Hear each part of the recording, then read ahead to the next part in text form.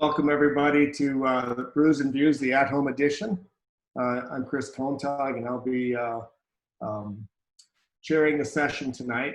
And we're gonna wait a few minutes to make sure everybody has a chance to log in with the registration. Sometimes it takes a minute or two for everybody to get started.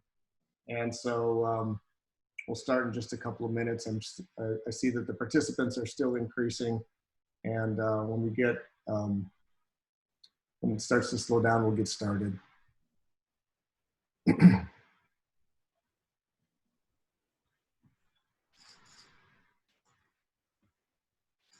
So this is the third at-home edition of Brews and Views, and we've been focusing on COVID-19 issues, and we'll be starting in just a moment or two.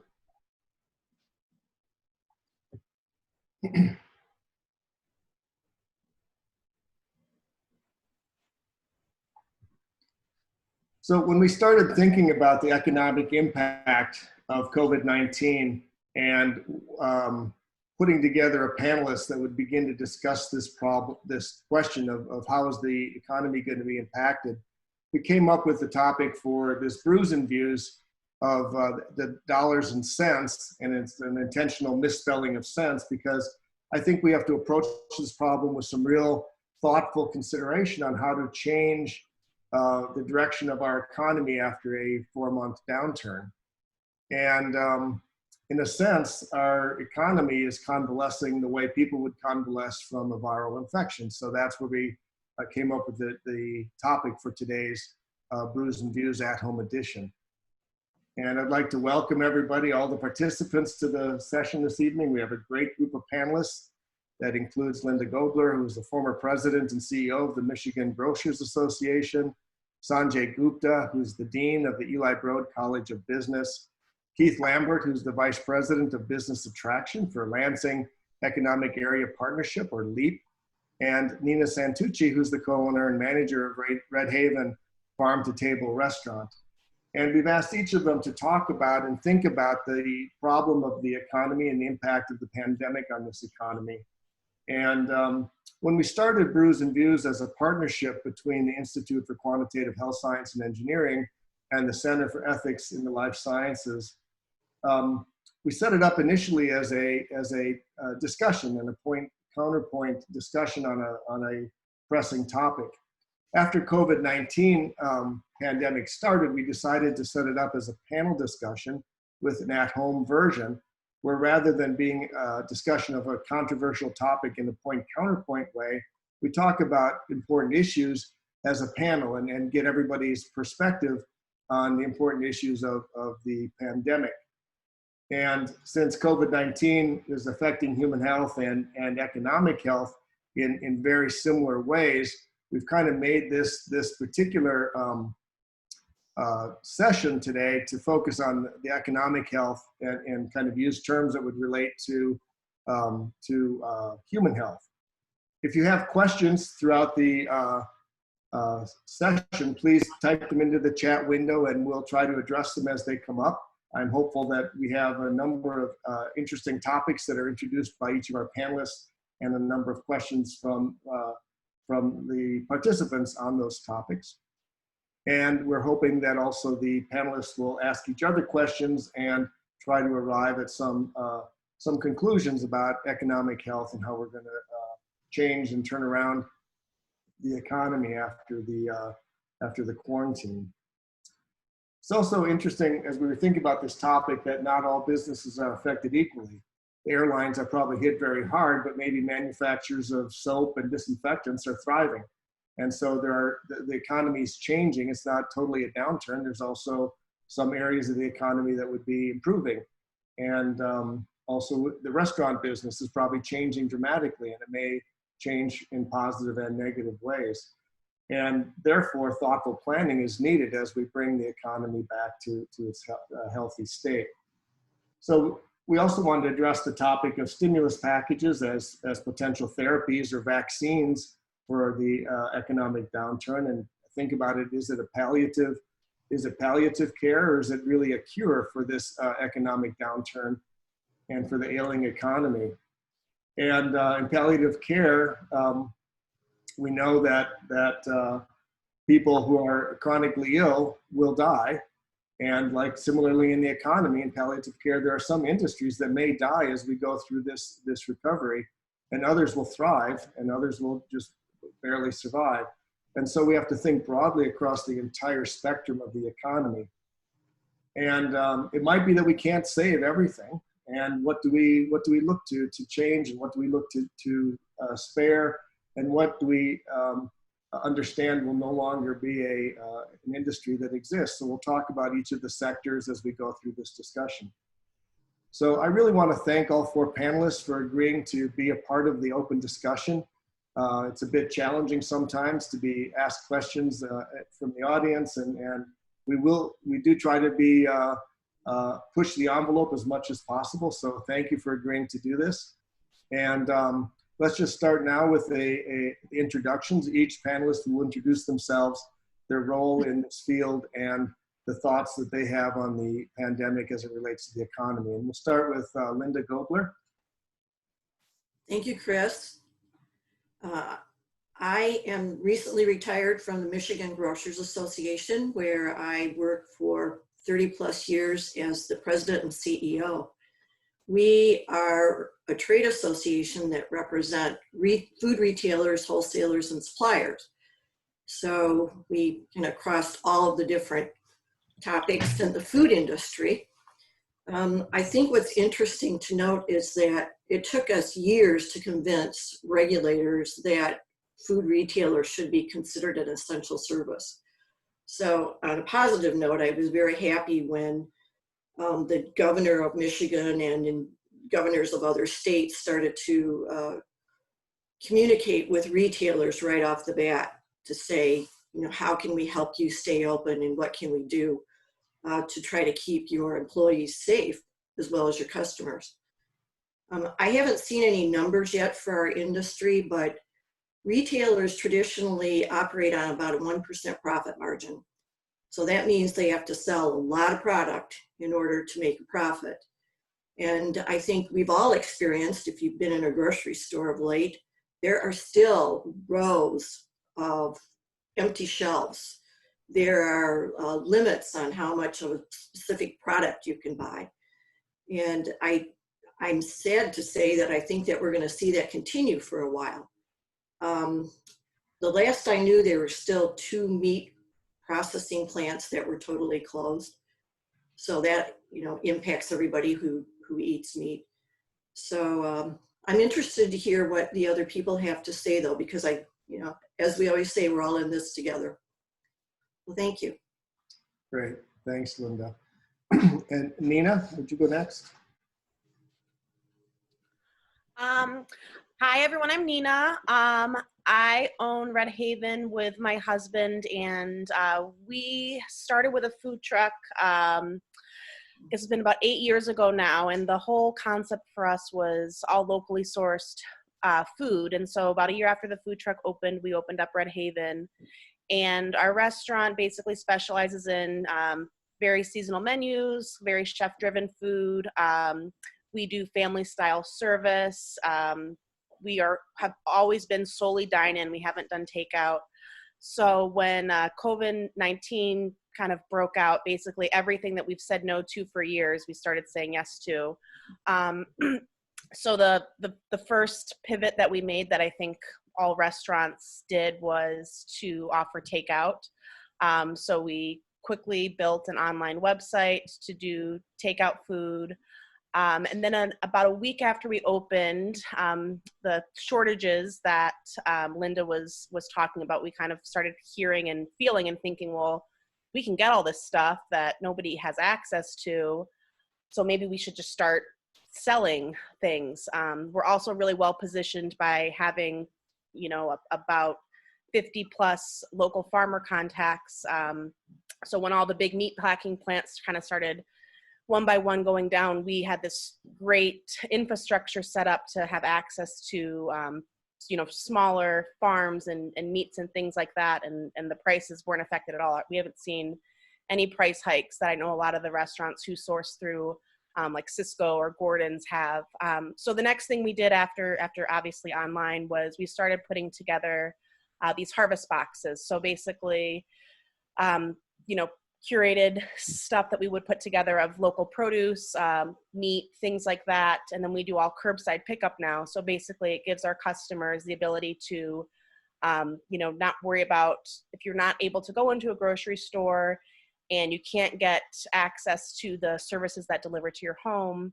We basically can now provide, for some ingredients, kind of that workaround. And for us, there was kind of two things into doing that. One was that we're providing a service that people needed, and two, it was giving people a reason to keep visiting our restaurant week after week, where they otherwise might not have for months on end and kind of forgotten about us. So kind of to keep ourselves present.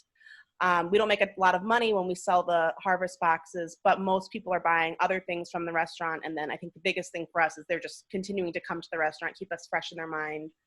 About 25% of our customers were repeat customers within a month pre-shutdown. Now we're over 50% are coming back 2, 3, 4 times a month. So it's been, you know, a complete shift for us as to what we're doing at the restaurant. I don't see us maybe ever going back to the model that we had pre-shutdown, just given, you know, all of the things that we'll have to include in our service. Basically, once we add masks and we limit the amount of time you can sit in our restaurant and all of these other, you know, measures that you take to keep things safe, suddenly our restaurant is not able to kind of fit in those parameters. So we're now kind of working on what do we want to do going forward so we can continue to serve great food, but maybe not in the way that we were doing pre-shutdown. So that's pretty much kind of what we've been up to for the past 2.5 months. Great, thanks, Nina. Sanjay, would you like to introduce yourself and give some background? Sure. I'm Sanjay Gupta. I'm the Dean of the Eli Broad College of Business at Michigan State University. Just in terms of student body, the Broad College is the largest college on campus. We have, you know, roughly 6,200 some undergraduate students, if you include the freshmen that indicate business as a preference, and then roughly 1,200 or so graduate students. So it's a very large number of students that we serve, and these are just the students within our college, and obviously there are other students outside of our college that we also serve. So it's a great opportunity for us to be in this role, and for me to be in this role to lead a important campus effort. The large number of students also translates into the following thing, and that is how many students graduate each year. And I'll say, you know, roughly about 1,200 or so undergraduates we graduate each year, and roughly between 400 and 500 graduate students we graduate each year. So that's once again a large number of people getting out into the workforce, looking for jobs and such. Before I get to that, though, let me just tell you, you know, I've been an academic now for almost 30 years, and my interest in higher education has stemmed from really the contribution that this makes to the overall economy. And that contribution is just tremendous in terms of the manpower that we train, skill, and are able to develop so that they can take on important roles within society and their communities, and of course in the organizations that are part of. And so constantly, for me, the biggest issue is that we in the academy, you know, what is it that we need to do? What is our responsibility in terms of the skill development, in terms of the training, in terms of the education, so that they can be relevant when they go out in the workforce. The numbers that I told you, you know, that we graduate each year and put out, these people are looking for jobs or internships, and it is a big challenge at this point in time. We are already hearing from so many of our students whose internships have been rescinded. Fortunately, up till now at least, we have not heard many stories of students whose full-time job offers have been completely reneged. However, they have been postponed by a few weeks to a few months even. And that raises important questions about whether these people will in fact be able to go back for their jobs. The students who are on internships, we have worked actually quite hard to try and figure out, can we provide them with some kind of relevant experiences in a virtual remote format? And so this is something that is absolutely brand new for us to think about, what might that be? And so we interacted with many of our corporate partners to identify projects that our students could do virtually, put them together in teams, and they have actually just started this week on 4 to 6 week internship plans. I, as an educator, as certainly somebody in a leadership role within the academy, I am very keen to think about and concerned as to what the future of a university like Michigan State is, where we have roughly 15,000 students that live on campus. We are located in a primarily kind of a college town, if you want to think about it. Of course, we are part of a state capital and all of that too, but it is essentially kind of a college community. We are not in a large urban city. What is the future of universities like us, a large public university with a land grant ethos and so on? So working with my colleagues, having lots of very spirited discussions about what the future of higher education would look like. And I hope that we will have some good conversations about that, apart from all of the changes that are taking place in the economic landscape of not only our country, but really around the whole world. Great, thanks, Sanjay. And thanks for leading into the local economy issues, because Keith is our next panelist and he'll be talking a little bit about that. Keith. Yeah, thanks, Chris.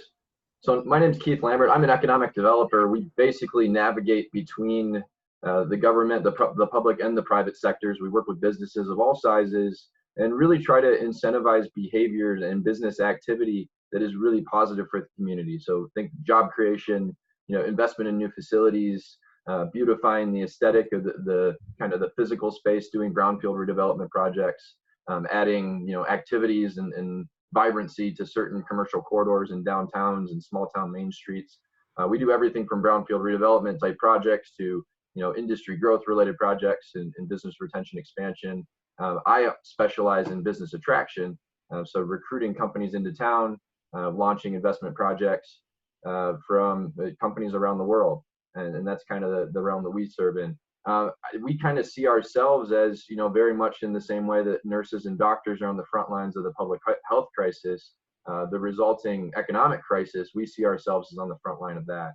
So we work with government stakeholders, we work with workforce development, we work with the talent landscape of community colleges and university players to figure out what is kind of hurting businesses. And we've kind of been in putting out fires mode as much as possible with the scant resources we've had.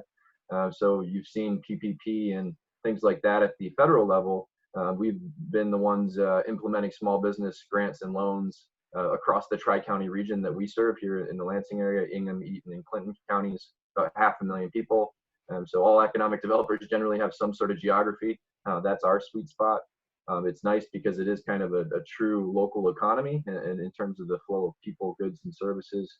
But yeah, like the last 6 weeks or so, we've gotten $1.5 million into the economy, into the hands of businesses in need.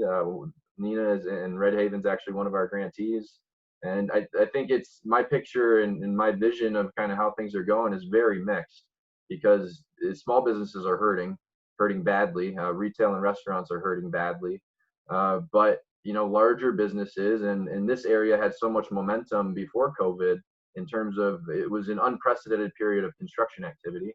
We had 4 $500 million projects all under construction simultaneously, which is literally unheard of for the Lansing area. And a lot of that has now continued and kind of restarted as the construction industry's gotten back up and running. So from our mid-size and larger size companies and projects, I think this will be a blip, but maybe a 3 or 6 month blip. But it seems like a lot of those companies are going to be okay. As one tangible example of that, Wayfair, a project that we brought in a call center for about 500 people. You know, I talked to their executive in Boston at their headquarters, and he was saying, you know, e-commerce is up. People are buying more things online. Their business is booming, and they've actually seen no decline in customer service quality from everybody working remotely. So their whole business model is kind of being flipped on its head, and they're trying to figure out, you know, what does the future of their workforce and office locations look like. So generally speaking, we're really trying to work hard with small businesses and get money in the hands of small businesses. But I think there is a tough reality, and we're starting to get more strategic about, you know, who's really going to have the ability to weather this storm, you know, and how do we help them do that. And we've also seen a lot of phenomenal activities and really uplifting activity and manufacturing pivoting to support not just healthcare, but PPE across the board as different types of companies are trying to get back to work. So our organization's been really involved on that front too. And there's so many success stories that I could, you know, get into. But from masks to gowns to face shields, you have companies like Dart Container that owns Solo Cup that's making, you know, face shields for Sparrow down the road. So there's a lot of really cool stuff like that going on. But overall, this quarter in the economy could be the worst in U.S. history as a single quarter. So it's very challenging, and uncertainty is the villain of the economy. And there's a lot of uncertainty right now over what the next 30 days look like, let alone the next year. Great, thanks, Keith. We have a few more introductions to do. We have people on the call from the Center for Ethics in the Life Sciences, and people on the call with that work with IQ. So if everybody who's on the screen now could turn on their cameras, we'll introduce the Center for Ethics and also people from IQ. So Libby, would you like to just do a quick introduction of yourself? Sure, thanks. I'm Libby Bogdan-Lovis. I'm the Assistant Director at the Center for Ethics and Humanities in the Life Sciences at MSU. We're in the College of Human Medicine, and we engage in teaching medical students, education and skill building. We also collaborate with IQ on outreach activities such as this.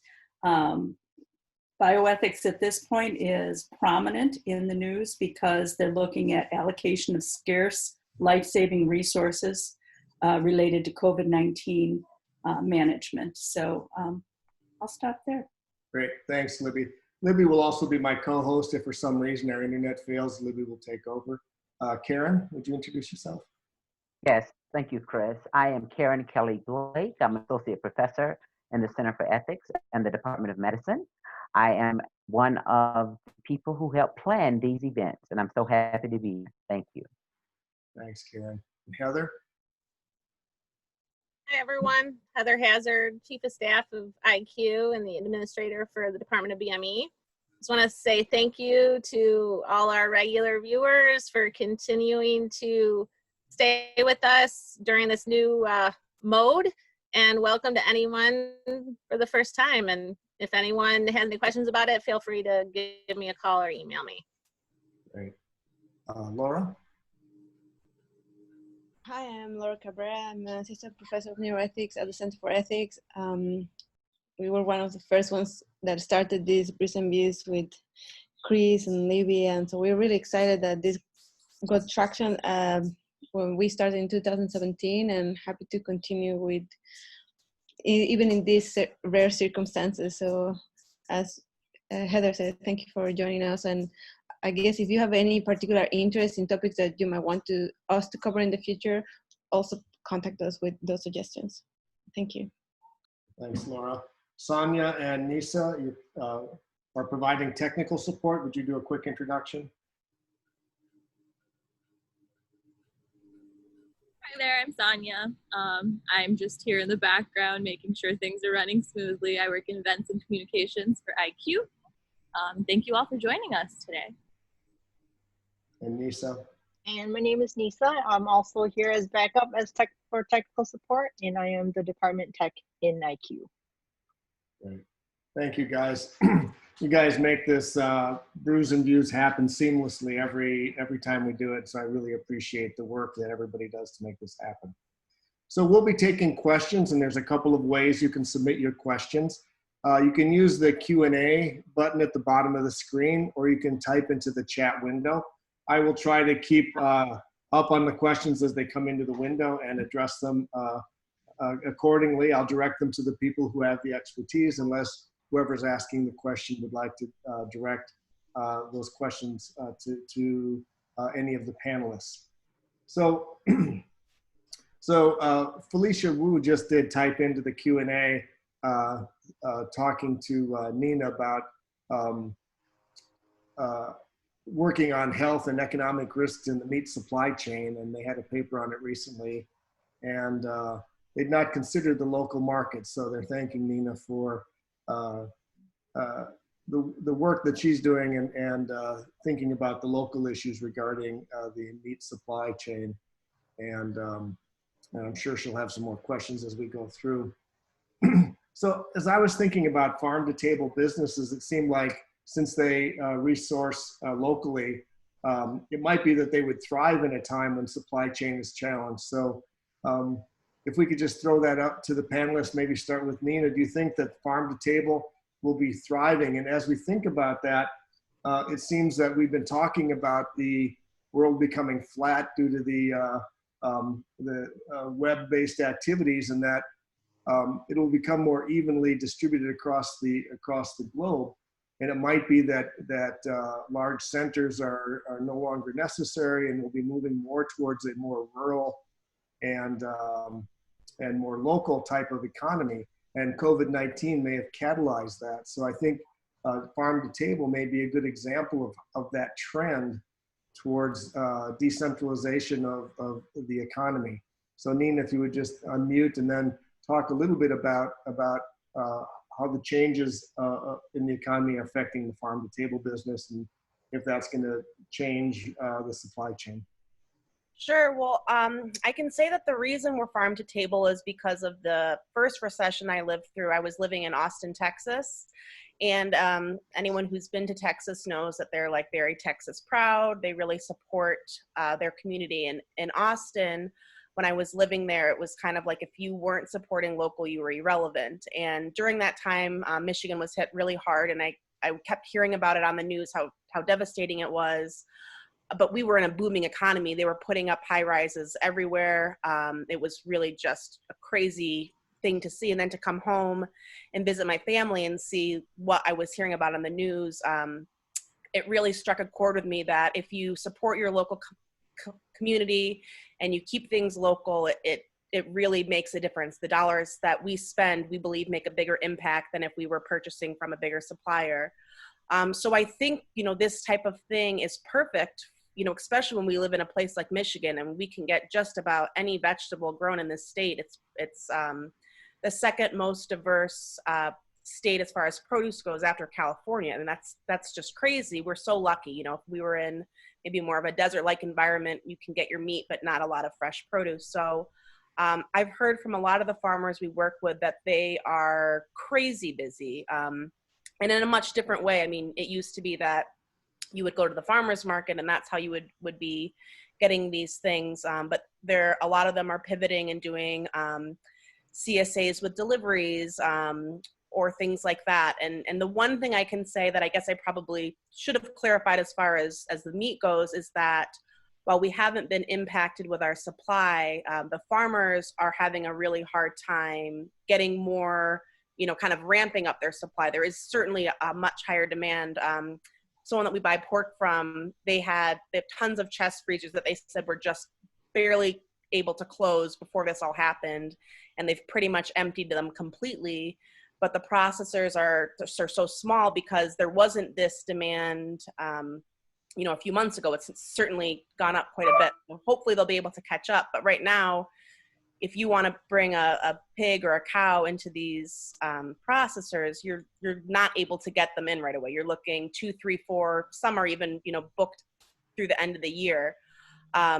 So it's kind of playing catch up now to the demand. And my hope is that we'll kind of be able to continue this momentum and it won't be a fad. But it has for sure been, I think there was an initial hit, when everything first happened, and then it was just this quick rebound. And they're all super busy now, and again, working in different ways than they used to by doing a lot of stuff online. But I think it's going to take a little time for them to catch up to the demand, and hopefully once they do, it'll still be there. So Linda, in your previous role in the grocery industry, you looked at all sides of it, both national distribution, local distribution. How would you address that? Is farm to table gonna thrive, or are we gonna change the way we distribute goods and services after this pandemic? Well, not having a crystal ball, Chris, I really don't know what will happen. But our industry saw the last few years, and I'm sure Nina did too, that there's more and more demand from consumers to buy local. You could see big stores like Meijer, for example, as well as little mom and pops would proudly display signs showing, made in Michigan, grown in Michigan. This is from local farmer so-and-so. So I think that there's been a movement that started a few years ago.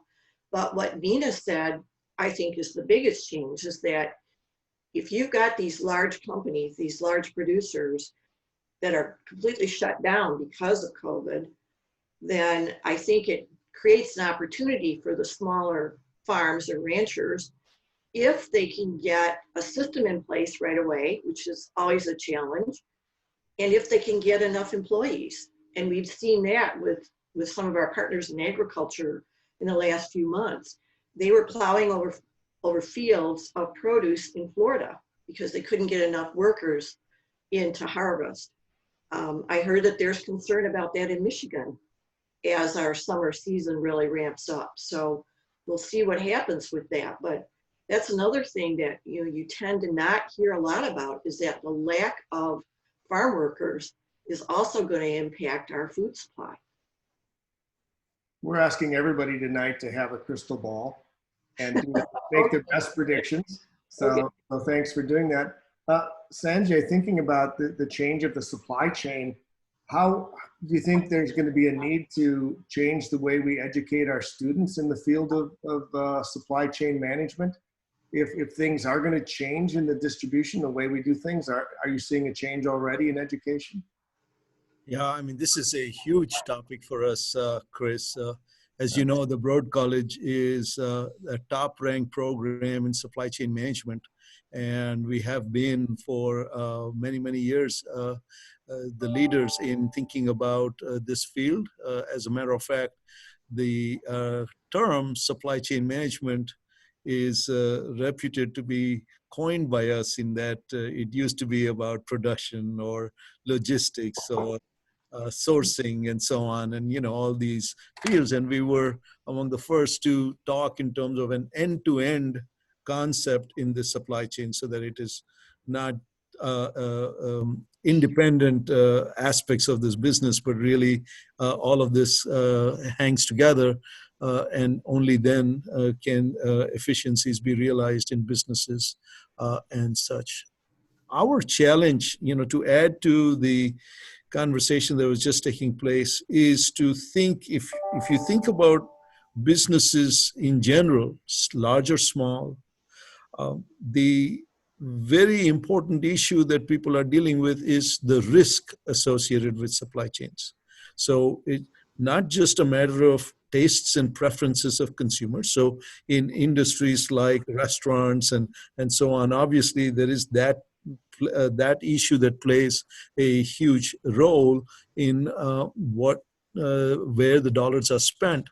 But if you think about even the economy as a whole, there is a great deal of introspection being done with regard to the risks in supply chains. And how do we manage that? How do we mitigate that? How do we figure out, where those risks are actually going to lie and reside? And then who's going to bear those risks? Take the issue that has come about because of all these supply chain matters right now. One of the statistics that was mentioned in the Wall Street Journal very recently is that just within the last several weeks of this crisis, three of our major retailers, you take Walmart, Target, Home Depot, they are saying that they have borne an additional $2 billion in costs associated with all of these reconfigured and remanaged supply chains that they have had to figure out. Now, what is going to happen is to figure out then, how these costs are actually going to be shared in the economy. The skills you were asking about us is for our students is to actually understand these underlying fundamental questions around what will make supply chains sustainable and consistent and reliable. These are the big questions that everybody is asking. In the food area, there is all these issues around security of the food supply chain. That is hugely important. The safety of that food supply chain. How is that going to get guaranteed and assured for the final consumer, as well as restaurants like Nina's that are, acquiring this produce or whatever and then supplying it. We are trying to heighten the importance of these issues in the curriculum, so that along with understanding technical issues about, say, inventory management and whatever else that we might do to school folks in supply chain competencies, there is an increasing sensitivity around issues such as risk and sustainability and local production, and how does that have an impact on the economy, as well as all of the participants in the economy. And this has huge implications for the labor markets as well, right? So when there was this conversation about farmers and who's going to be harvesting the crops and so on, which talks in terms of talent, that's another aspect of supply chain management that usually does not get addressed very well. And there is all the human resource aspects of supply chain management. So to be honest with you, we are asking a whole bunch of questions ourselves in terms of what the curriculum should look like for the future, so that these kinds of issues can have greater importance in the minds of the students that will be graduating.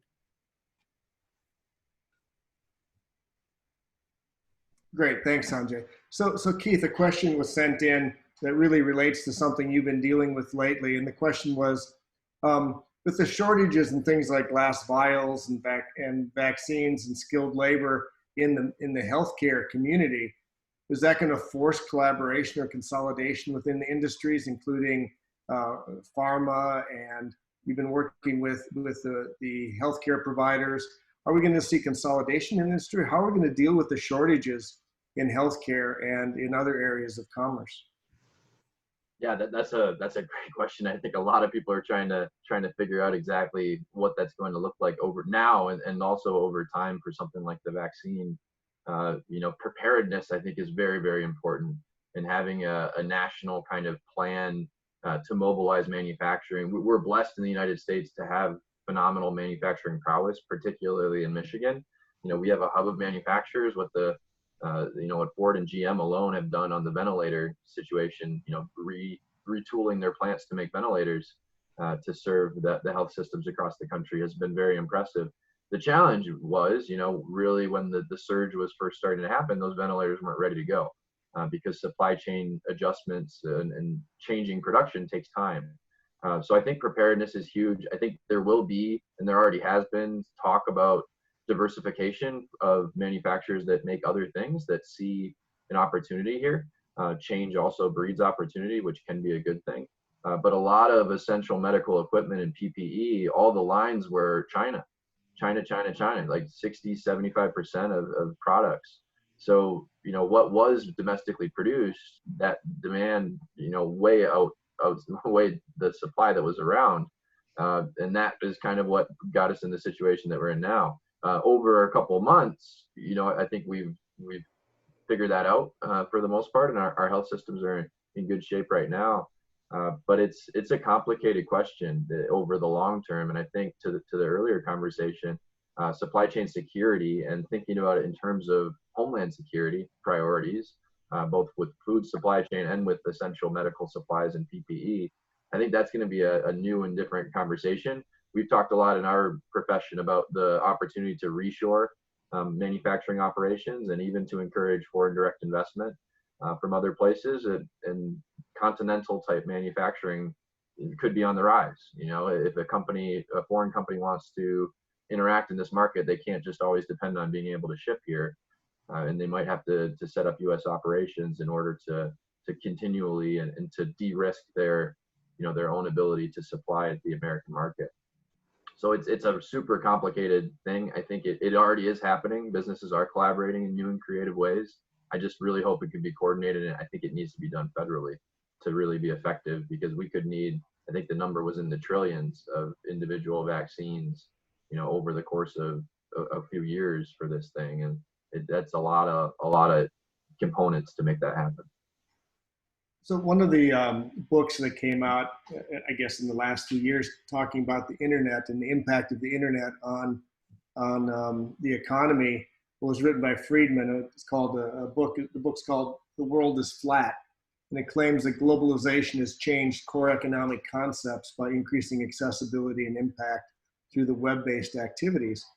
And I think the principles he brings up in that book are quite good up until COVID-19 pandemic, that things may have actually changed, that globalization may not be the way to drive all industries and to decentralize, to outsource everything to where the cheapest prices are, but rather there might be some things you need to produce locally. So with COVID-19 driving much of what we do towards online rather than in person, will the world economy become flatter? Or with this need to produce locally, are we going to have hills and valleys and not a flat economy? Sanjay, do you have some thoughts on that? What do you think what do you think is going to happen?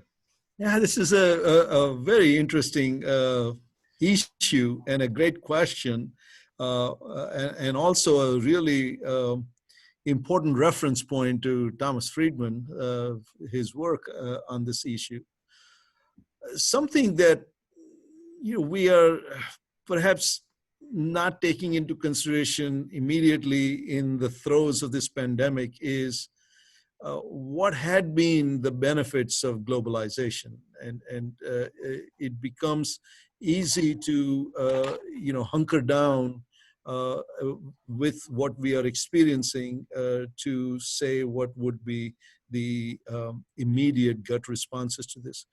There is a very important benefit I will continue to think in terms of what all of us can benefit from, and that is this growth and development of technology and the solutions that technology is going to bring to various problems, not just the notion of supply chain or cheap goods or what have you, but even in terms of these cures for pandemics or what have you, that this globalization and the world is flat metaphor that Friedman used really should allow us to expand our thinking in terms of saying what are the benefits that we can gain from the society interacting with each other in a larger sense.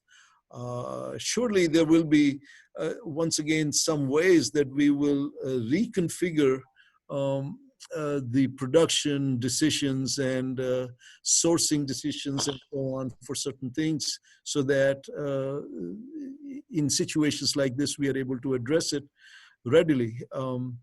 But as things calm down, I hope that we will again be able to look at this in a broader manner than we might currently want to think about it.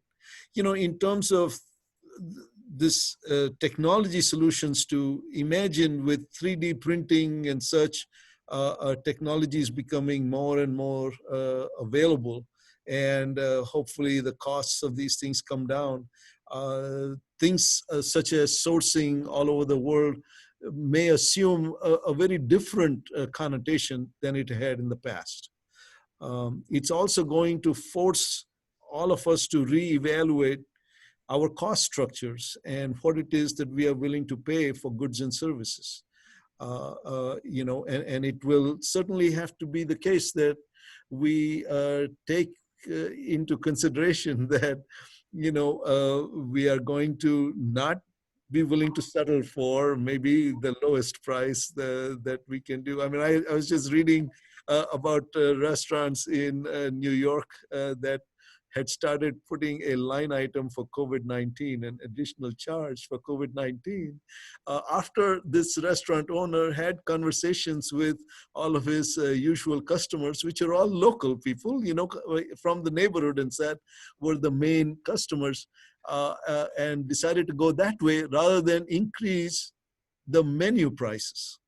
Right. So for a while there, this guy was going just fine, and his local customers, were coming back to the restaurant and doing, the business was doing just fine, till somebody posted a bill from the restaurant on the internet.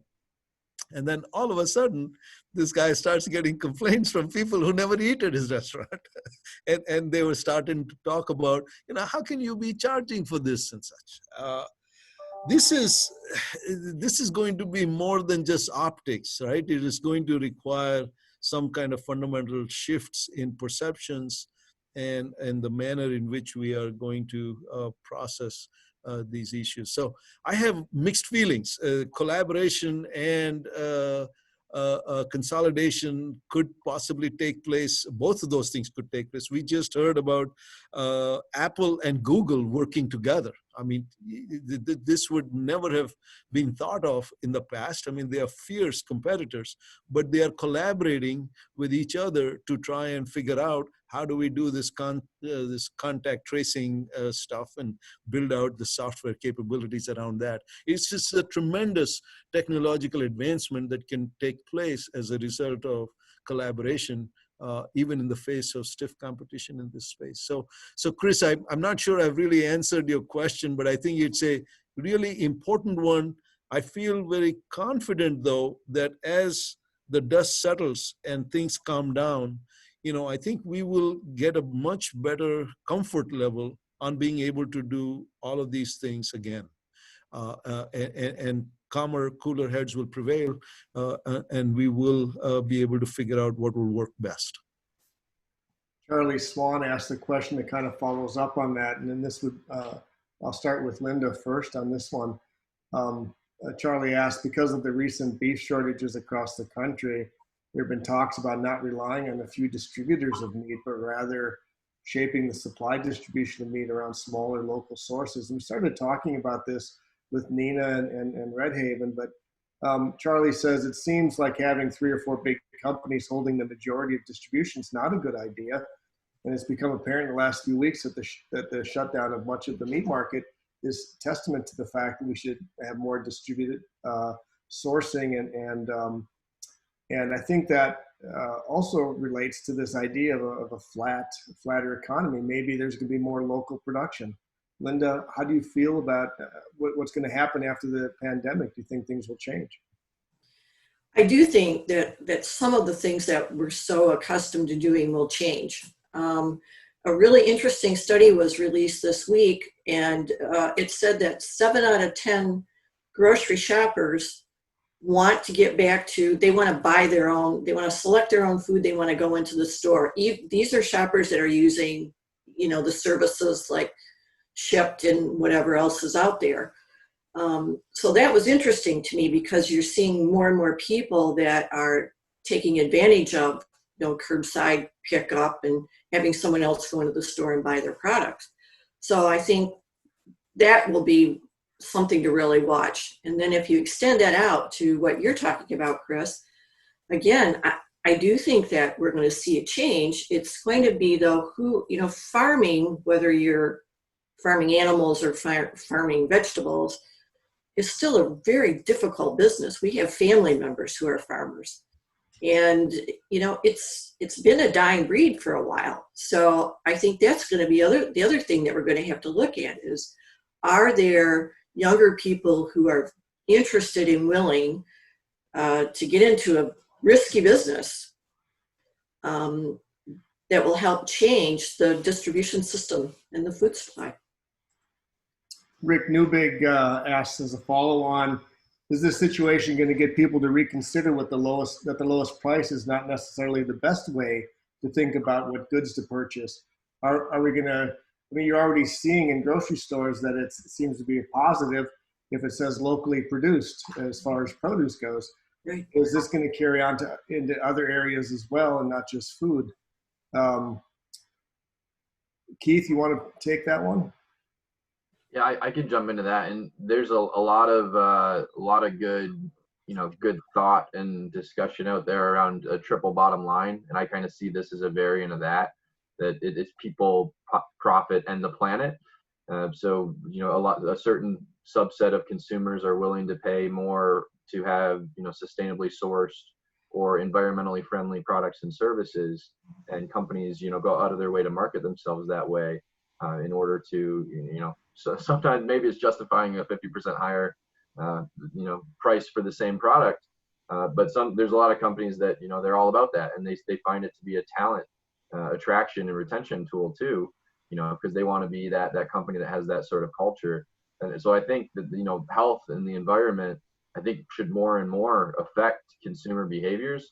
The challenge is just there's so much noise out there in terms of the way people receive marketing and advertising these days, the attention economy, if you will, with everyone on social media. And it's very challenging to tell a lot of times whether someone that's marketing themselves as this green local thing is actually that. And the regulatory environment hasn't shifted quickly enough, I don't think, to really help consumers figure things out. But I think demystifying that and driving toward, if a consumer can really understand, this product is sustainably sourced or local and it's 20% more, they can make the judgment call, and a certain number of people will do that. But I think now it's challenging, and a lot of the bigger companies are trying to take over that localized market by just branding themselves and marketing products that way. So again, it's kind of a complex picture, but I think in an ideal world, there's no asymmetric information gap. Everyone has the same information, and I think people would very clearly make those choices. It's just things are more muddied than that in the real world. But I do see consumer preferences shifting even more toward environmental companies, but also in this kind of health-centric model and thinking about local food. But I mean, there is definitely I read an article about the graying of the American farmer, and I mean they're facing a very challenging generational labor decline that I think will continue that pressure to continue to see consolidation of farms. And I've worked very closely on dairy processing project up in St. John's, and we saw the same thing with dairy farmers. They're in tough economic conditions, and they were already consolidating, and they just, a lot of them just didn't have that next generation to keep the multi-generational family farm going. So again, there's always a lot of different ways to look at it, but I'm hopeful that consumers will get more and better information and be able to think that way, because price isn't everything. It's not what affects the local economy or the local community or your neighbors all the time. Those things can be more important than the price you pay. Nina, can you talk to us a little bit about the price point as you think about pricing a menu item in your restaurant, and the price point that people are willing to pay relative to local sourcing and things like that? Sure. I mean, I can say that we have been battling price since we opened. We are for sure one of the more expensive restaurants in the area, and it's not because we're gouging people, it's because our product costs more. We have never purchased beef for 80 cents a pound. We pay $6, $7, $8 a pound for the cheaper cuts, and then we're paying $20, $30 a pound when we're bringing in filet. So restaurants in general do a 30% food cost. That's kind of a good place to be at. So if we're bringing in ground beef that we're paying $6 a pound for, we're marking it up just for the beef at $18 a pound. And so that's, for a lot of customers, they're used to seeing burgers, be sold for $4 or $5, and those restaurants are probably making more money off them than we are, selling our burger for $13, let's say. So price has for sure been a hard thing, but it's been kind of I'm glad that we've never kind of wavered on that. I know when the pandemic first came out and we started, looking at our pricing, the first thing we want to do is make sure that the stuff we're serving is affordable. So we kind of changed our menu to be more affordable, but not to cut our prices. So, when we're selling like a whole roasted chicken, my cost to bring that bird in is about $18. And I've seen other restaurants selling a chicken that's roasted for $12 or $15. I can't do that. I'm losing money if I do that. So we've been very firm on making sure that we're selling things, so we can still survive at what they cost. And I think our customers, and we started with a food truck, and our place that we almost always set up was at farmers markets. And it was great for us because the people who were buying from us, they were also buying the produce and the meats there. And so they understood where the price was coming from. They weren't, buying a lot cheaper produce or cheaper meats and then saying, well, where the heck did these prices come from? But it has for sure been an uphill battle for 8 years of getting people to understand that our cost is just higher, and that's why we charge more. But I think that the product is also far superior. When you get a strawberry that's in season versus one that you get in December, it's not even a comparable fruit. I mean, they don't even taste anywhere close to the same. So I think that's kind of where we've always been able to convince people to pay a little bit more, is that at the end of the day, you're getting a product that's super fresh, that tastes better, that was picked when it was ripe. And I think that the end result, hopefully people kind of can see the impact. And I think being able to, know your farmers, especially at a time like this, is so important. And one thing I can say that's slightly promising in terms of the multi-generational farms, I know that that's definitely a dying breed, but I can tell you almost every farmer that we work with, who are kind of our big suppliers, including meat and produce, are in the 30 to 45 year age range. There is a very young community of farmers coming up that aren't, inheriting from their parents. They're starting it up on their own. And there is, a little bit of a movement of interest in that from the next generation. So I don't think it's all bad news as far as that goes. So Linda, grocers are becoming heroes, the people that are going to work while the rest of us sit home in our protected shelters, surrounded by rolls of toilet paper in our little palaces to keep us safe from the pandemic. The grocers are the ones out there that are facing the public, that are coming in contact. They're essentially working in biological level safety 3 facilities without the training or education. They are the heroes. So what are you seeing in that community as far as how they feel about going to work every day? And can you give me a sense of how the grocers will be looked at in the future, and how that might change or improve business as things move forward after the pandemic? Well, I'm encouraged to see signs along the roadways with, thanking our heroes and having them specifically say grocery stores or grocery workers. I think that's just huge for our industry, and very important recognition. By and large, most of the people that I would talk to at the different grocery stores that I would go to felt like they were providing an essential service. Now, there was obviously, some of the employees are nervous, especially early on when we were told you don't need to wear a mask, and then you should wear a mask. And, then they put up the plexiglass shields in front of the cashiers and started marking the floors with 6 feet increments. I think part of the problem for all of us is that it was such an evolution of information and trying to understand how to operate that I think it was hard on the industry. Most of the grocery store workers that I would talk to looked exhausted. Just, when you see pictures of healthcare workers, you would see the same kind of looks on some of the grocery store workers. But again, I think as time has worn on, it's not uncommon to hear people thank a cashier or thank somebody in the produce department, which is really a big change for our industry. So So that makes me happy to see that, because I think people realize what an important role they play, especially when Nina mentioned, you know, a lot of the restaurants haven't reopened yet, or they've looked at, you know, doing the pickup or working with Grubhub or DoorDash, and it's not economically feasible for them.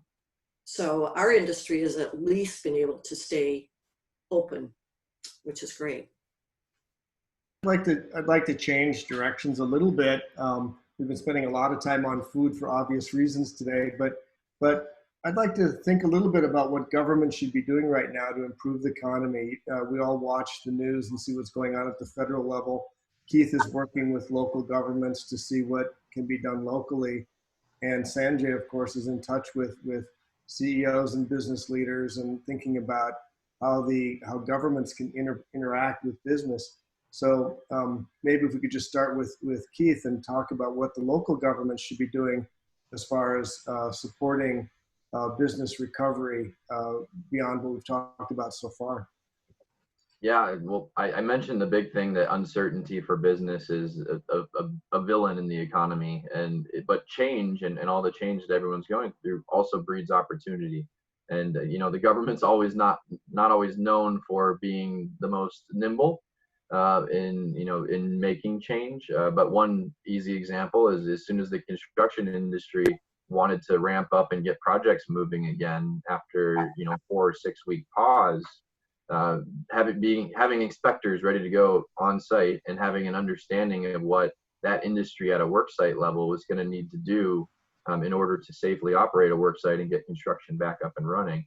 You know, that's something that local government had to do, and a lot of local governments are facing massive budget holes, and their non-essential staff is not working. So they had to kind of ramp up and say, okay, they're building in code compliance, and inspectors all of a sudden are going to have this surge. And the city of Lansing's done a great job responding to that. Other local partners have kind of been in the same boat. I think in general, government and groups like mine is a public-private partnership. We should all be trying to position business for success. And the challenge is it's so different from industry to industry. We talked a little bit about the service-oriented retail, restaurant, small businesses. But to your point, there's other companies that are going gangbusters right now. And we've been talking about working with United Way and with the city of Lansing. If we're raising money for small business relief, and we think we can do a lot better with small businesses in terms of value for the PPE and the other COVID related to reopen the materials and supplies they'll need in order to do that. If we make a group purchase and then give people kits per employee, or a certain amount of things for a certain size space, that might make a lot more sense than them trying to go out and buy 3 or 5 or 10 of something, because they just have no economies of scale. So we're trying to get creative with things like that. But the biggest challenge, I think, is just the financial picture, which is devastating for local governments. The urban governments around the state of Michigan particularly are already in really bad financial condition. So, when you think about the city of Flint, city of Saginaw, city of Lansing, obviously the city of Detroit with the largest public bankruptcy ever in history just a few years ago. So, I mean, it's a very challenging situation because they're not really in a position to leverage dollars, to fund small businesses, let alone have new staff to come on and think creatively and find solutions. So it's kind of like an all hands on deck, and let's get creative and find low hanging fruit and build things that don't necessarily cost a lot of money. But as a lot of us know, that's a lot easier said than done. So Sanjay, are there things that the state and federal governments can do to try to cure the ailing economy that haven't been done? And the things that we're doing now, that the governments are doing now, are they working? Is there an impact? Boy, I mean, this is, the word unprecedented has been used again and again and again to describe our current situation. I'll add to that, it's just absolutely extraordinary. Nobody has ever seen anything like this.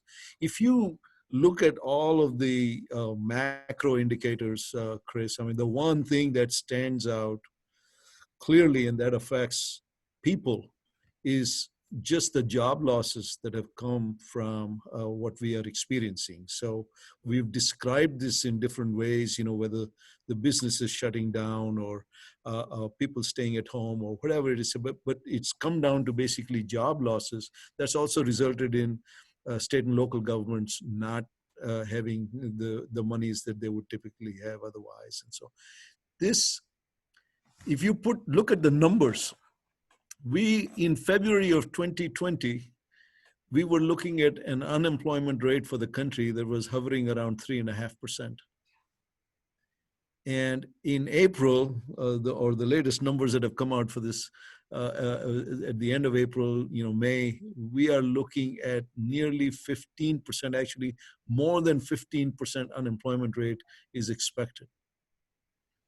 This is like 4 times where we were before. That is mind-boggling, to say the least. And the question that is before us is, when will these jobs actually come back? How quickly will they come back? At what levels will they come back? And then the biggest question of them all, what kinds of jobs will they be? So even if, let's say the economy starts getting going and so on, maybe the needs of the workforce will be quite different from the kinds of jobs people had in the past. And then comes that other question, are they trained, skilled to be able to take on these new jobs that the economy might be looking to provide, right? So there already seemed to have been a mismatch between the kinds of jobs that were out there and the skill set that people have, even as we were, in the absolute boom period. This is going to get exacerbated in bigger ways once the economy starts to reopen. And so the role of the government, in my mind, really is to try and bridge that gap or help bridge that gap. And so whether it is in terms of training and preparation, whether it is in terms of skill building, whether it is in terms of R&D, I mean, this kinds of things that governments are best suited to support and invest in. That's the kind of stuff that we hope we are able to do.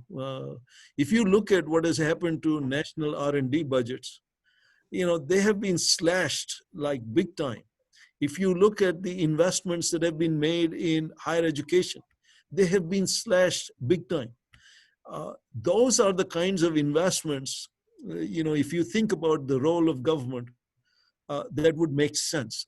And I hope that there can be, as a result of what we go through, a review of what our priorities have been and recommit ourselves to some basic infrastructural investment. And I think of R&D and education as that infrastructural kind of investment, not just roads and bridges. That, of course, is there, but that's typically what people just think about when they think about infrastructure and the investment in that. I'm talking about the other kinds of investments that need to be made that is going to make us better prepared to be able to do what we need to do for a thriving and a successful economy. So it is my ardent hope that the conversation will focus on these kinds of priorities for the economy, and that there will be a commitment, just as we were talking about pricing for local produce and what the mindset of the people will have to be in order to support that. It's that same thing that we are talking about when we reflect on the infrastructure investments. Can we change the mindsets of the people to understand what will be critical for our successes in the future? And this is really generations. We are not just talking about us right now, I mean, and this is important too, but the generations that will come after is going to be affected even more so by the disinvestments that we've been making over the last few decades. Great, thank you. All the panelists, I think, can see the questions in the Q&A, and if you want to read them, that'd be great, because we don't have time to address them all. individually, and I'm hoping maybe as we do the closing remarks, you could address them. But there is one that I'd like to ask Keith, and it's from Brian Shute. He asks, could you talk about the $555 million dairy processing plant in St. John's? 20% of Michigan milk is projected to be funneled into this site. Is this another large food processing site that will become a pandemic hotspot? And did they alter the design of the plant as a result of the pandemic to reduce the risks? Yeah, that's a really, really good question. And so this is Glanbia, the fifth largest company in Ireland, largest producer of American-style cheddar cheese in the world. They partnered with Dairy Farmers of America and select milk producers as their milk supply partners, and they represent many of the dairy farms. There's about 1,400 or 1,500 dairy farms in the state, and to that point, something between 20 and 25% of all the milk in the state will flow through this processing facility, which is really good for dairy farmers to have localized processing, so they're not trying to ship it to Ohio or Wisconsin to process it. It helps them save on logistics costs and make a little bit of a profit margin in a depressed commodity market over the last few years.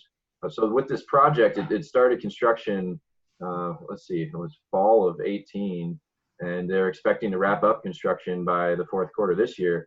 And they did have to pause for a little while, but they're back on track. With the facility they're designing, it's highly, highly automated. It's, again, as he pointed out the number, over $500 million in investment. About 80% of that is machinery and equipment. So highly automated and just endless stainless steel as far as the eye can see. And they do a really, really good job if you've been in a brewery type facility.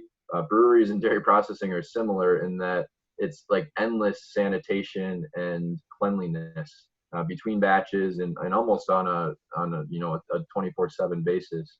So I don't think it's so much an issue from the product side. They're also going to have a 300, almost 400,000 square foot facility and about 250 employees. So they're not going to be too congested. Safety and quality control, quality assurance throughout the process is very much designed into what they're building. They have a twin facility in Clovis, New Mexico that is similarly set up, and they learned a lot from that plant design and some of the boo-boos and hiccups along the way, and that plant's already more than doubled in size over the last 15 years. So they definitely have lessons learned. I can't say that they've changed designs explicitly because of this pandemic, because they were already very much underway with their construction and wrapping up construction. So the design and engineering phase was kind of done by the time COVID became a reality for all of us. But I do know that they took into account every possible prevention and safety and quality measure they possibly could in designing that, and also thinking about things like surge and the flow and everything was considered in the design. So I'm hopeful that as a newer facility, it will be less of an issue, and that they won't have congested hotspots where, if the virus were to enter the facility, that it could spread easily. I think they'd be, stronger than perhaps some of the, in the meat processing realm, that I don't know too much about the details of how it's spread in those facilities.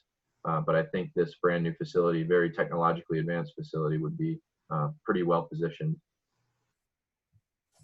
Great, thanks, Keith. So we'd like to close the session tonight with closing remarks by each of the panelists, taking into consideration some of the things we've discussed. I've always used the expression that change is opportunity. I like that Keith harkened back to that a couple of times today, and I think we are going to see changes, and hopefully we can use our ingenuity to turn those into opportunities.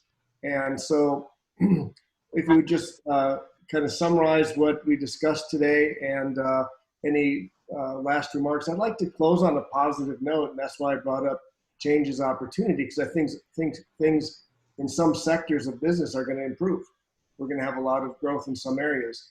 And how can we pivot to ensure that all industries take advantage of this changing economy in a way that it can benefit them, and also how we can train our students to adapt to this change.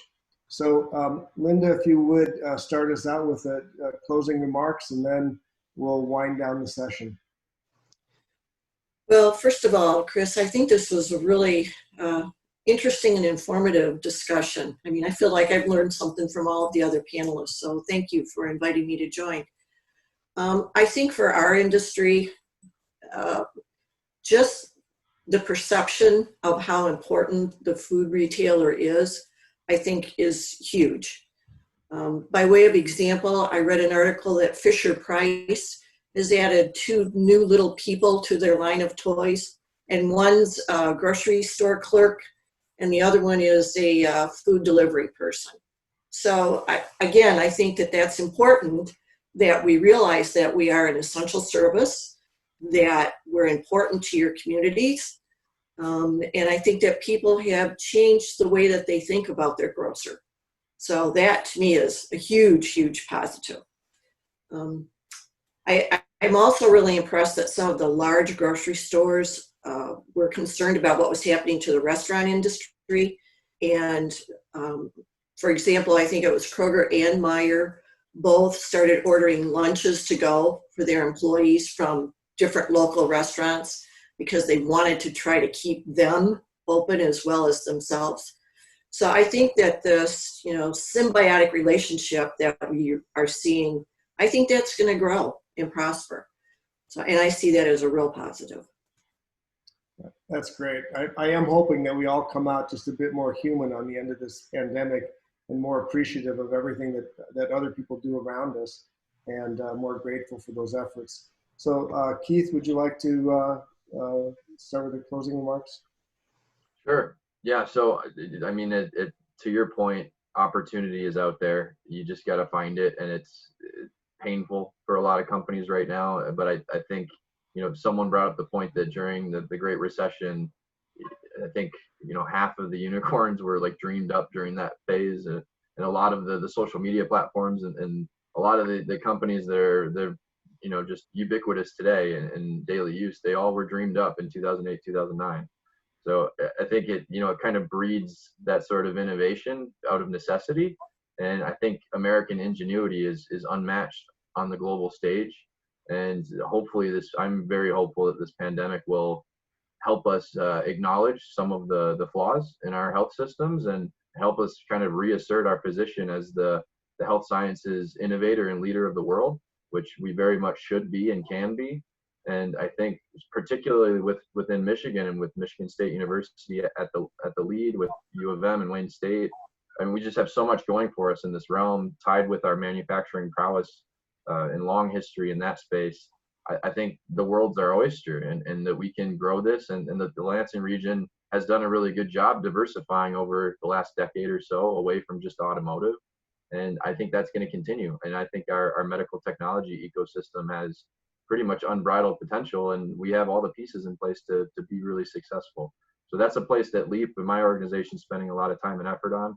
I'd also say just on the talent and workforce side, I think there's a lot of opportunity.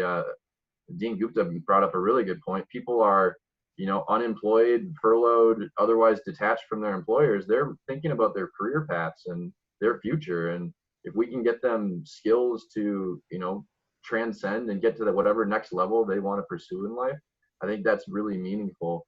And that's a huge, huge portion of the population that, could be off to, maybe they were underemployed for a while and now they're furloughed and they're rethinking everything. Maybe they're going to pursue higher education that they wouldn't have, or a certificate, and take that next stride in whatever they want to accomplish to, not just feed their family, but to pursue their own professional ambitions. So I think there's a heck of a lot of opportunity for that, and we hopefully will do a lot to help people reach their ambitions there, and that's going to be good for anybody. It's a lot of headaches and aches and pains in the near term, but everyone that I've seen is really predicting a strong and pretty swift, relatively speaking, recovery from this. And we're thinking from our standpoint that 21 into 2022 can be really strong for us, and that's what we're trying to gear everybody toward. Great, thanks Keith for your optimism. Nina?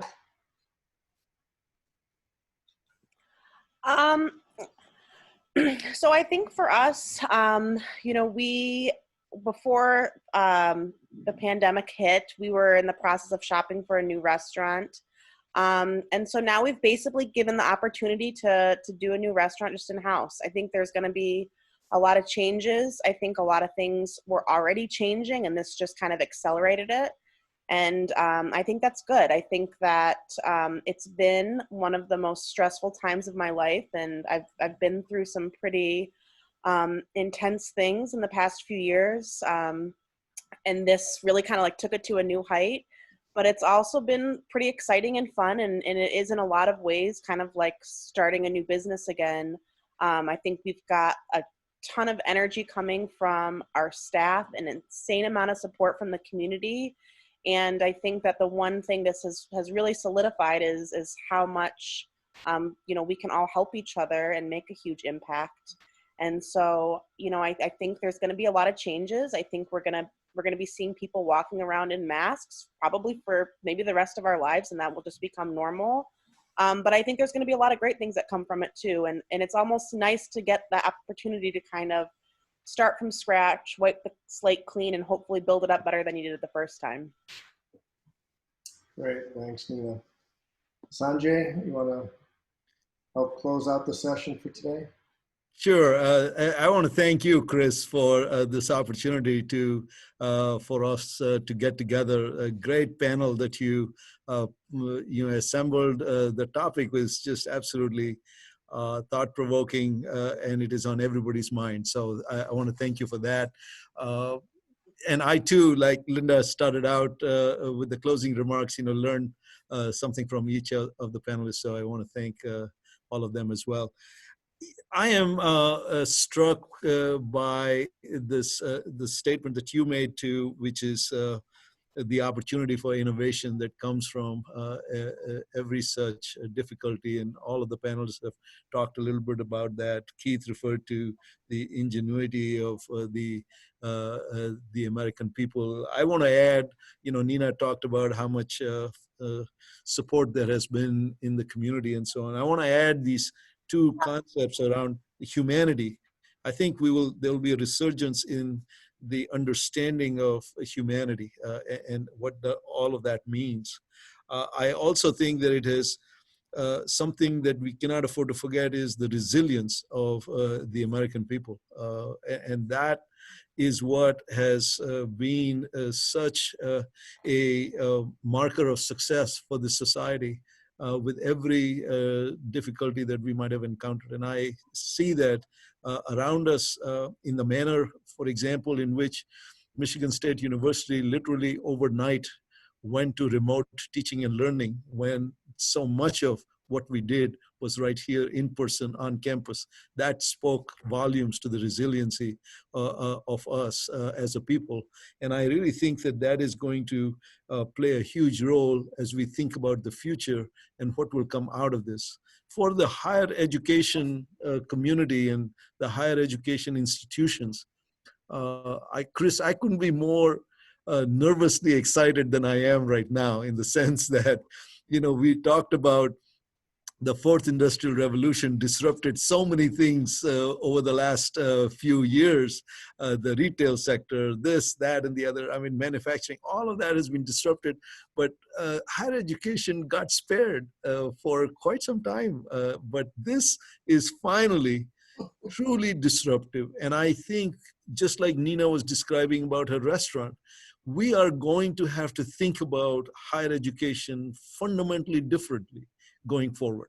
Not just in the manner in which we might do the teaching and learning, that's certainly an important part of it, but the skills, the content, the curriculum, what it is that we are hosting as a community and as a society, and what is it that we are helping these young people develop into. So that to me is very exciting because it is going to allow us to become innovative, to become creative, to become a way to think about the future that we might not have for a long time. And so let's see what this is going to translate into. Great, thanks, Sanjay. I think had we had this discussion a month or two ago, we would not have gotten any optimism from anybody. We were all at a point a couple months ago where we thought, are we ever going to pull out of this? Yeah. And now there's some signs, some glimmers of hope, and some evidence that we can, and we are resilient, and we are able to innovate our way out of difficult situations. But nonetheless, there are people that are unemployed, and we did talk about the impact on society and those people. And I think it's going to take a while to recover from that. And one of the comments in the Q&A was how are the people who have the ability to purchase goods and services going to have an impact on those that aren't able because of a loss of jobs? And I think those are things we need to think about. And I also learned something from each of the panelists, and we only invite inspiring, thoughtful people to be panelists. So thank you all for taking your time this evening on a Friday. I also want to thank Karen, Laura, and Libby, because with their support from the Center of Ethics, we've really had a tremendous Brews and Views series. And this at-home edition may actually go on for some time, just because it's really enjoyable, hopefully not because we have to, and continue to build on this background. I also want to thank Heather, Sonia, and Nisa for the support and everything that they do to make this possible. Heather's had tremendous insights in pulling the topics together, the speakers together, and I'm sure you've all been in contact with her throughout this organization process. So thank you all very much for your inspiration, your thoughtful consideration of this topic, and your willingness to give up your Friday evening to talk to the group. Thank you all very much, and I'll be looking to see what your crystal balls foretell of the future. So thank you all. Thank you, Chris.